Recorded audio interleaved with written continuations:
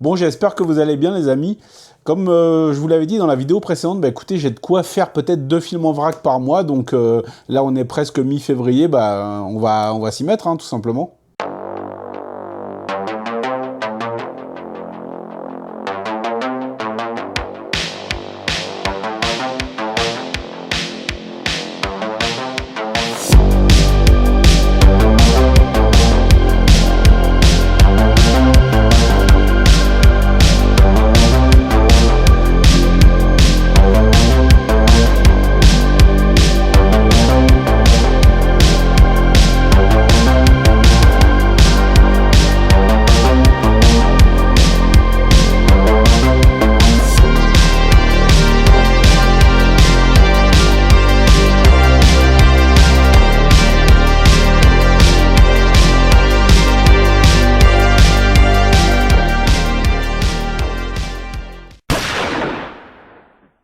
J'ai vu le film d'horreur Diane Boucan Hibou, qui est aussi connu sous le nom anglais A Woman Called Mother, qui nous raconte l'histoire d'une famille, plus précisément d'une mère et de ses 2 enfants, un fils et une fille, qui emménagent dans une maison un petit peu à l'écart, suite à un drame personnel, et la mère va reprendre une activité professionnelle en ouvrant un salon de coiffure. Malheureusement, des choses surnaturelles vont se passer et la fille aînée va être confronté à des événements surnaturels. Bon, dès le pitch, vous l'avez compris, on est clairement dans les codes obligatoires du genre du film d'horreur indonésien, à savoir une histoire de famille et une grande maison un petit peu isolée de la population, où vont se passer des choses un peu bizarres. C'est un film de Randolph Zaini, alors un réalisateur que je connaissais pas du tout. Il a apparemment travaillé sur la série Daydreams et Nightmares de Joko Anwar. Joko Anwar, dont vous savez, c'est mon réalisateur indonésien préféré, et j'attends avec une grande impatience son prochain film, Ghost in a Cell, qui a l'air d'être complètement ouf. Mais là, donc, on va rester sur ce Woman Called Mother, qui va être un film d'horreur indonésien plutôt classique, plutôt dans les codes, dans les règles, puisqu'on va avoir un film d'une durée d'1h50, qui va monter en tension progressive. On va être vraiment dans ce qui se fait d'assez classique, on va dire, à savoir l'installation dans une maison qu'il faut apprendre à apprivoiser, la découverte de l'environnement, du voisinage et les premiers phénomènes surnaturels qui arrivent. Ce qui m'a vraiment poussé à voir ce film, c'est que la jeune fille est incarnée par l'actrice Aurora Ribeiro, qu'on a pu voir dans le film de Timothée Chalamet, The Shadow Strays, qui est disponible sur Netflix, qui était sorti l'année dernière, je crois, ou en 2024, je sais plus, qui va donc là jouer une jeune femme, quasiment... Quel âge elle a, cette actrice, d'ailleurs? Ah oui, elle est super jeune, elle a 21 ans, donc oui, elle joue voilà, la fille aînée, hein, tout simplement. Sa mère va être jouée par l'actrice Haritika Savid Devi, que j'ai peut-être dû voir dans d'autres films d'horreur indonésiens, qui là campe une femme qui se met à agir un petit peu bizarrement. Alors on va comprendre pourquoi au fur et à mesure du film. On est dans quelque chose quand même d'assez classique, mais vraiment de très maîtrisé. La réalisation est impeccable, les plans, la photographie, la lumière, vraiment c'est magistral. On est vraiment dans quelque chose de très très beau visuellement, avec des effets d'horreur parfois un peu trop classiques. C'est-à-dire qu'on va avoir un personnage qui se retourne et surprise, il y a quelqu'un derrière lui et on va te lancer une petite musique un petit peu lancinante pour te faire un jumpscare. On va avoir 2-3 effets comme ça, mais on va aussi avoir des scènes un peu plus dérangeantes, un peu plus violentes, avec des visions, avec des moments de suspense plutôt bien gérés. Comme je l'ai dit, c'est un film d'horreur qui est au final assez classique, qui se démarque par quelques scènes, notamment quelques petits plans gore que j'avais pas forcément vu venir, une certaine toujours radicalité dans ses effets, c'est-à-dire que vraiment, on va t'en donner pour ton argent. Ça reste un film quand même qui aurait peut-être pu s'élever un peu plus. Il reste quand même assez classique, assez convenu. On est vraiment dans une histoire de famille, on va parler de traumas familiaux, de violence, de séduction aussi, puisque la maman, en plus d'être très jolie, va voir son comportement changer et devenir un petit peu, voire même beaucoup plus sensuel. Mais ça, c'est lié à son salon de coiffure. Un salon de coiffure qui finalement n'est pas si exploité que ça, hein. Je pensais qu'il y aurait vraiment quelque chose en rapport avec le métier, avec les cheveux peut-être. Mais au final, non. On reste sur une histoire surnaturelle assez classique. Alors j'ai passé un bon moment, hein. C'est clairement de la bonne horreur indonésienne. Si vous tombez dessus, je vous invite vraiment à le voir, hein. C'est un bon film, et surtout que la prestation des acteurs est vraiment très bonne. On sent une très très belle alchimie entre Aurora Ribeiro et l'acteur qui joue son jeune frère. Pareil, la mère est impeccable. Donc ouais, c'est une bonne sélection de ce qui est sorti récemment. Le film date de 2025. Là, j'ai récupéré au moins une dizaine de films d'horreur indonésiens. D'ailleurs, hein, je remercie mon frérot Fabrice que je saoule tous les jours en lui envoyant plein de jaquettes de films indonésiens qui me font envie et me les trouve à chaque fois. Donc merci. Cette vidéo ne serait pas là sans toi, mon frérot. Le premier d'une longue salve de films indonésiens que je vais me mettre dans la gueule là ces prochaines semaines. Donc j'espère que tout ce que j'ai sélectionné sera du même niveau. J'ai aussi vu le film Team Demolition avec Dave Bautista qui est disponible sur Amazon Prime. Dave Bautista donc qui fait équipe avec Jason Momoa pour là aussi une histoire de famille, de frères qui se retrouvent après la mort suspecte de leur père qu'ils ont pas vraiment connu ou avec qui ils ont coupé les liens. Une comédie d'action qui commence d'ailleurs extrêmement bien avec une grosse scène d'action avec Jason Momoa en vedette. Très bien chorégraphiée, très violente. D'ailleurs, je crois que c'est des mecs qui ont fait The Raid qui ont bossé sur les chorégraphies de ce film. Et ça se voit parce que ce premier fight, je pense que c'est la meilleure scène d'action avec Jason Momoa que j'ai vue de ma vie. Alors Jason Momoa, c'est pas un acteur que je suis, hein. J'ai pas vu Aquaman ni quoi que ce soit. Je crois que je l'ai vu que dans Justice League. Oui, c'est peut-être dans un autre truc, mais bon, c'est pas un acteur que je suis. J'aime bien sa présence, il dégage quelque chose. Et son duo avec Dave Bautista fonctionne plutôt bien. Il y a vraiment, comme je l'ai dit, une très très belle séquence d'action au début. Le film est pas... Le film n'a pas tant d'action que ça, je trouve, mais elle est plutôt soignée. Il y a un gunfight en pleine rue, un final plutôt sympathique. Mais je trouve que si le film se tient, la barre a été mise trop haute au début et par la suite, ça redescend un peu, voire beaucoup trop à mon goût. J'ai fini par décrocher sur la fin une histoire de corruption immobilière, de maire véreux, tout ça. Bon, ça reste assez classique. Il y a une bonne dynamique dans les dialogues, il y a une bonne dynamique dans les personnages. Mais si toutes les scènes d'action avaient été du calibre de la première, vraiment, je me serais vraiment régalé. Là, le début a été en fanfare, et après, ça a fait que redescendre, malheureusement. Je pense pas que ce soit un mauvais film. C'est une comédie d'action assez solide, plutôt drôle, avec quelques effets qui fonctionnent bien. Mais ouais, c'est un buddy movie.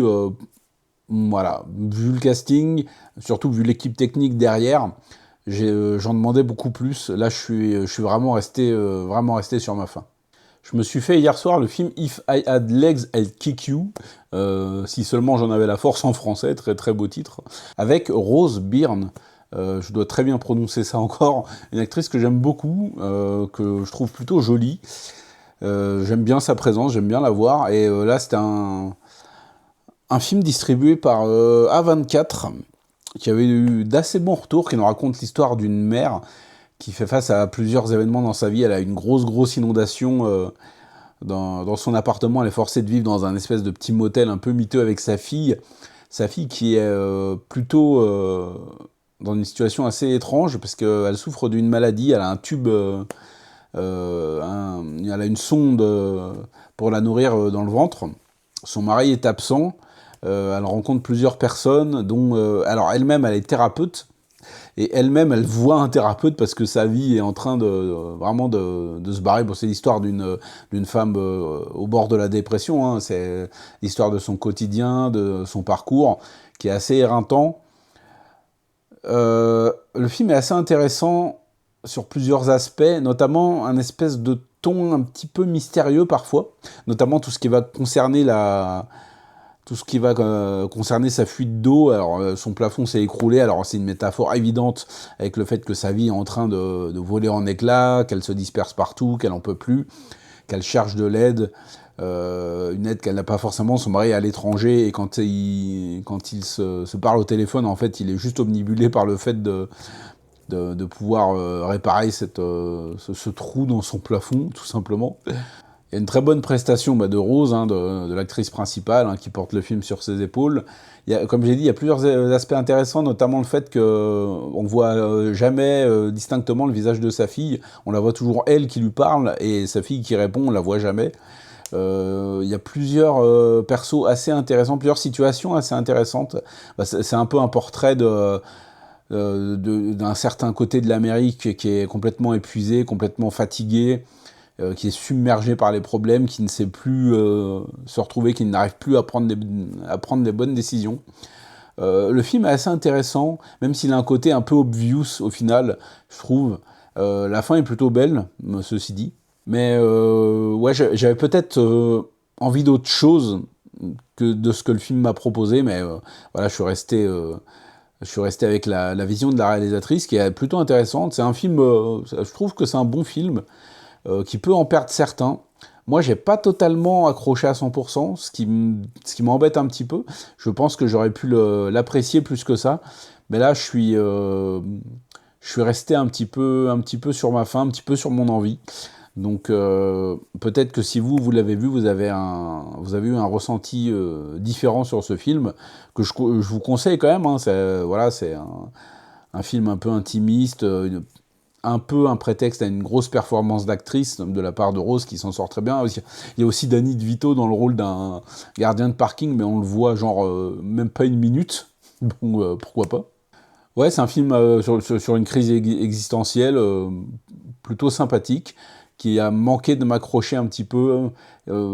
J'ai pas été non plus fasciné par la réal, qui est assez classique, même s'il y a 2-3 plans assez intéressants, un petit peu mystiques, comme je l'ai dit. Ouais, bon, je déconseille pas.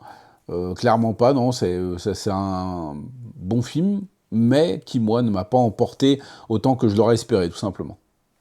Hier, je me suis fait Scène Help de Sam Raimi, alors que j'attendais pas forcément. Je savais que Sam Raimi réalisait un nouveau film. Alors moi j'aime beaucoup la carrière de Sam Raimi, j'aime beaucoup ses films.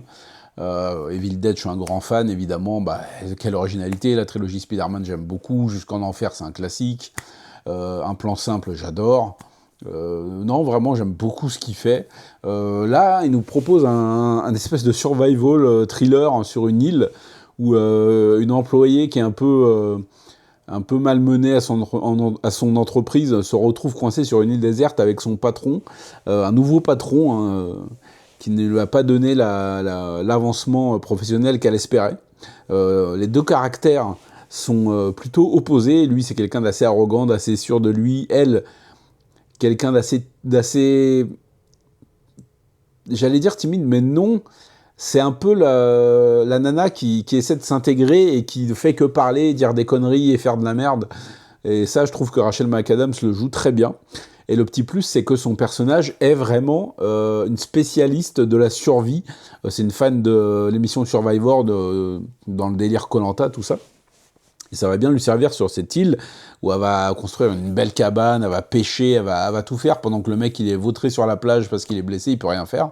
Et évidemment, y a, les rapports de force vont changer, hein, qui, je trouve, dans son thème et dans son déroulé, ne propose quasiment aucune surprise. C'est-à-dire qu'on sait que les rapports vont s'inverser, les rapports s'inversent.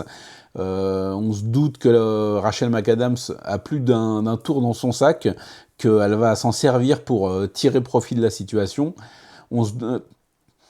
Il n'y a pas vraiment de surprise dans le message, dans le thème du film et dans son déroulé. C'est-à-dire que voilà, au bout d'un moment, on sait que ça va partir en couille, et effectivement, ça part en couille. De manière un peu bête, j'ai trouvé, parce que à un moment donné, le mec fait quelque chose pour faire un autre truc, et j'ai pas trouvé ça très très subtil ni très bien amené. Alors elle, forcément, est dans son élément sur l'île. Elle veut rester là où elle est, en fait, tout simplement, parce que là, elle est enfin elle-même. Elle montre 100% de ses capacités. Lui, il veut retourner à la civilisation. Je pense peut-être une bonne grosse discussion avec des arguments aurait pu empêcher certaines choses. Enfin bref, c'est un film avec des scènes vraiment bien cool, notamment le crash de l'avion et tout ce qui s'ensuit, c'est vraiment bien foutu. Et aussi une scène où Rachel McAdams chasse un sanglier, et avec quelques effets plutôt Sam Raimi-esque, si on peut dire ça comme ça. Le film, quand je dis que le film n'a pas de surprise, vraiment, oui, ça ne veut pas dire pour autant que je me suis ennuyé ou que le film a été désagréable. Oh non, j'ai passé un bon moment. C'est un film assez léger de la part de Sam Raimi, plutôt anecdotique dans sa filmo, mais il est solide quand même, il est appliqué. On retrouve un peu son amour pour l'horreur, avec quelques effets totalement sortis d'un film d'horreur, notamment de Evil Dead. Il y a même un clin d'œil à Evil Dead 2. Donc je me suis pas ennuyé, j'ai passé un bon moment. Mais voilà, Sam Raimi, si t'as envie de refaire un Evil Dead, fais-le, s'il te plaît, parce que je vois que les annonces pour Evil Dead, là il y a 2 films Evil Dead qui sont annoncés, celui de Sébastien Vanissek et un autre en plus. Et moi, ce qui me chiffonne en fait avec la saga Evil Dead, quand je dis la saga, je parle des films et de la série télé. En fait, j'aimerais bien qu'ils raccrochent les wagons. J'aimerais bien qu'ils raccordent la série avec les films et qu'ils bouclent l'arc Ash Williams. C'est un personnage qu'on aime tous. C'est un personnage mythique joué par un comédien mythique, Bruce Campbell. Et au vu de ce qui s'est passé à la fin de la saison 3 de Ash vs Evil Dead, je pense que le personnage a le droit à un film de plus, à une fin, à son arc. C'est un personnage qui doit être traité avec respect, je trouve, et à moins d'une excellente surprise, ce dont je rêve vraiment pour les 2 prochains films Evil Dead, qui soient dedans, que les survivantes de Evil Dead 2013 et de Evil Dead Rise soient là aussi, voilà, qu'on crée quelque chose avec tout ça, qu'on regroupe vraiment les wagons et qu'on fasse un putain de film de fou. Parce que vraiment, moi j'ai pas envie... ah mais si, il y a un caméo de Bruce Campbell, oui, c'est lui qui dit le texte, qui est récité, qui est écouté au magnétophone. Non, je suis désolé, j'ai pas envie de ça. Je veux le retour de Ash. Voilà, je veux qu'on boucle l'histoire de Ash, s'il vous plaît, de Ash Williams. Donc je croise vraiment les doigts, je croise tout ce que je peux, pour que vraiment on ait une belle sortie pour ce personnage qu'on aime tous. Donc j'espère que certains fans partagent mon opinion. En parlant de Bruce Campbell, il est dans Evil Dead Rise, non? Enfin si, mais il est dans Send Help. Je sais pas si vous l'avez trouvé, mais si vous l'avez trouvé, mettez-le en commentaire. Bon, c'est un petit clin d'œil de Sam Raimi, plutôt cool, hein, voilà. Bon, on sait, il met Bruce Campbell dans tous ses films. Mais j'aimerais bien vraiment une belle sortie du personnage, en fait. Voilà, tout simplement. Bon, voilà, les amis, petit film en vrac. Restez connectés parce que la semaine prochaine, je vais sortir une vidéo spéciale DTV chinois pour vous parler de 3 films de monstres qui m'ont régalé, tout simplement. Donc, je vais essayer de sortir ça jeudi prochain, en tout cas, ou peut-être plus tôt, je sais pas, une fois que la vidéo sera finie. Donc les amis, dites-moi ce que vous avez pensé des films que je vous ai présentés, si vous les avez vus, hein, sinon revenez me faire un petit retour une fois que vous les aurez visionnés. Et voilà, on se dit à la prochaine pour parler de cinéma asiatique, parce que vous savez que ça déchire. Salut!